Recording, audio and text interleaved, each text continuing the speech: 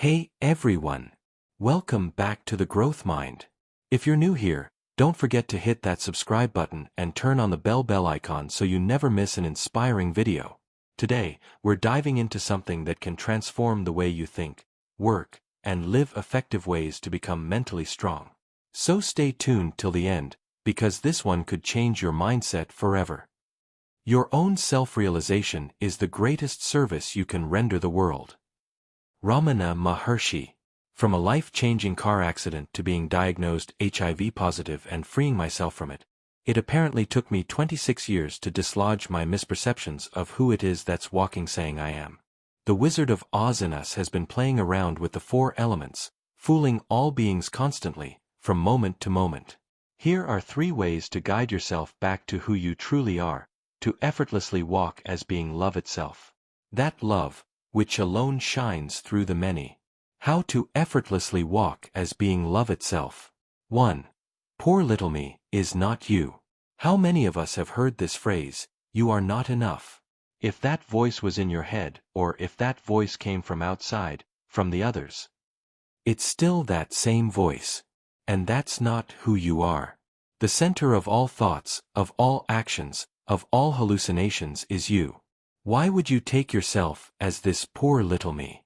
We exist through the eyes of others because, like yin and yang, we are the front and the back of the same coin, which I call that, the beloved self, which is who you are. So when you choose to perceive yourself as poor little me, you bring the rest of us with you down that rabbit hole. No wonder why you imagine your world has problems. The first of them is your misperception of who you truly are. When you wake up in the morning, you start feeling the sensation of being here, being aware. Though, prior to this moment, you were also there. Except that you didn't feel the breathing, the sensations of being present. And all day long with that consciousness you will keep on changing personalities and roles, inventing past and future lives. Is that the self who's breathing, digesting, regenerating the body in deep sleep? Your image of yourself has no idea how to operate any parts of itself. Therefore you take yourself as a victim of it. You are taking yourself for the body and its sensations. The real you is not the body. It is that which is observing all this impermanent mind-body phenomena, entertaining itself with it. While my car accident revealed to me that I was living just one breath away from death, I realized that I owed my borrowed existence to a greater self. Later on, when I was diagnosed with HIV and played the victim well, following blindly what doctors said I should do with my borrowed existence, Bruce Lipton and an LSD experience enlightened me on the misperception of what we take reality to be. When I started taking my body as my temple, in my own hands, I became who I am, the hero of my story, not this poor little me. First tip, play along with who you truly are. Laugh at your small self a little, the body and mind that's never satisfied. And take the back seat, let go of the wave and become the ocean, that which is so vast and silent, that which is present here at all times wherever you think you go, that is always with you. Why? Because it is who you truly are. You are being love, that love for existence. 2. The body is a puppet of 4 elements. When I eat, I make myself sick. When I digest it, I heal. Rudolf Steiner. When the air element ignites fire, mixing in earth and water, we get the most hallucinogenic concoction which we, humans, call food. That's where the mind of consciousness is born, then the words appear, and the body is perceived. The 4 types of foods, consciousness, volition, sense impressions and edible foods are all poisons to the pure self we are. Thus, today we have invented all sorts of practices to detox ourselves. Back when I thought to take my body in my own hands, I went from being omnivore to vegan to fruitarian, and now mostly living on liquids as I enjoy experimenting with this. In truth, all this transitioning revealed to me how edible food is the last thing consciousness really needs to sustain itself. So whether I went from this diet, to intermittent, water or dry fasting, to a bottle of chloromagene or a bottle of castor oil, it was simply going from a diet of air, fire, water, earth to a diet of air, fire, water and earth. Prana is the same in every element, from the smallest atom to all the galaxies. The temptations of samsara, the addiction to the 4 elements, are always appearing and disappearing from your mind, and because you became conscious of being a body, you constantly have choices to make. do I want this or that? I am feeling this way, but I should feel this way.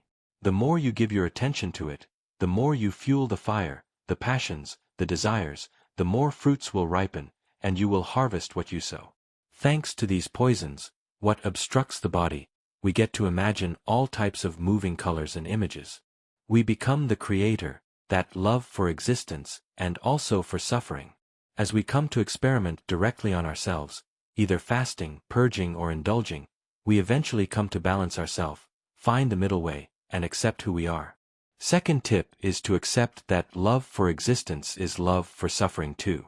If you suffer from the four elements, observe and love them, without judgments. Whether your ego likes it or not, your body is a puppet made of these elements. When you offer yourself to them, they lose their grip on you. When you try to control them, you lose. Simple. It's like loving someone so much that it pushes him or her away. You may even have rejected someone because they loved you too much. So go on loving the four elements more than they love you. The four elements are ghosts your mind imagined anyway. You are not them, nor your body, you are that love which observes this interplay. 3. Being love is possible, no effort. It takes more energy to play the victim than to be the hero, to play the lover than to love. I struggled for years seeking a lover, and when I found it, I struggled being afraid of love itself. They say to love someone you have to love yourself. Easier said than done when most of us take ourselves as being a body which is only a ghost image of ourself. Really, unless you self-realize, you cannot love yourself. You then do more harm than good around you. Humans are like fish in the ocean, looking for water. Though we are looking for love. By doing so we constantly miss it. That's because we have a discriminative power called the mind. And we don't know how nor when to use it properly. If you want to find love and you are using the mind, it's like using a knife to go to the toilet. It's ridiculous. So, not to discredit the mind or the logical part of our existence, it shouldn't be used to find yourself, love, nor peace, nor silent. When we say, I love you, we mean I chose you from the rest. That's the selective process of the mind. To the mind, loving one person and passing on the other 7 billions, is love. In reality, I don't love you, you don't love me. You and I are in love. When we say be love, we are not saying become love. There is no effort to make to be who you already are. Love is everywhere, like in a sunset. Have you not felt love while watching this light going down the horizon? It's not like love is a form or can be boxed somewhere. Love is what we breathe and move through all times and space. You can't see it because the mind tries to limit it to a shape or a sound. It isn't that. Love is not born, nor can it die. It simply is everywhere, all around. You are being love. We are being love and in love. We are swimming in an ocean of love, realize this. How can you not want to share that love with the rest? When you can feel that love at every corner of your reality, in every being you meet, and when you see it as love itself, then that's being in love. You are that love which shines through this entire universe. Always remember that. Last tip is to drop the ego mind, and be that love, which means to be in the world but not of the world. You are just an observer, but not a doer of any deeds. When you identify with your mind, you have tendencies and pride over the activities of life. Remember deep sleep, when you are not this body, nor your mind, so how could you be the doer now? Actions happen spontaneously just like breathing, like nature, but nature isn't claiming to be Mother Nature. Forget becoming love, you already are that. Just be. Observe and remain silent for a few minutes each day. Enjoy the show. Enjoy the conflicts. Enjoy the pleasures. Enjoy life as it is, not how you want it to be. Being in love is Sante. Sante is a book of spiritual revelations with 45 daily practices to guide anyone seeking his true home, the beloved self, the love which we are. It's a collaborative work which brings in perspectives coming from like-minded beings from yoga, naturopathy, and permaculture. It dispels the illusion we have on many levels, for many concepts. When one can read between the words, this book can be a cure to all diseases and suffering. you start to love life from a different light. The practices offered in the book as well as through our retreat and the Natura coaching sessions are meant to dislodge our beliefs, accept our mind-body, guiding us to being love itself, free from all separations, though remaining fully alive within this human body.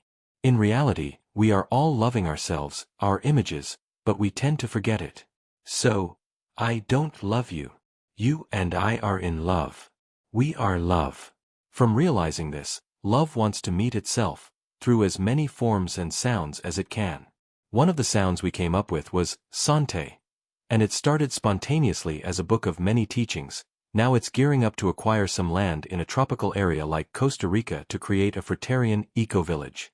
On this land, all will be welcome to retreat for breathing, eating, and observing nature with herself, a community swimming in love. May you all be happy, peaceful, and free of suffering. Thanks for watching The Growth Mind. If this video inspired you, give it a big thumbs up, share it with your friends, and don't forget to subscribe for more powerful content on motivation, self-growth, and success. Remember, growth starts with your mind. See you in the next video. Sparkles, stay strong, stay growing, only on The Growth Mind. Seedling.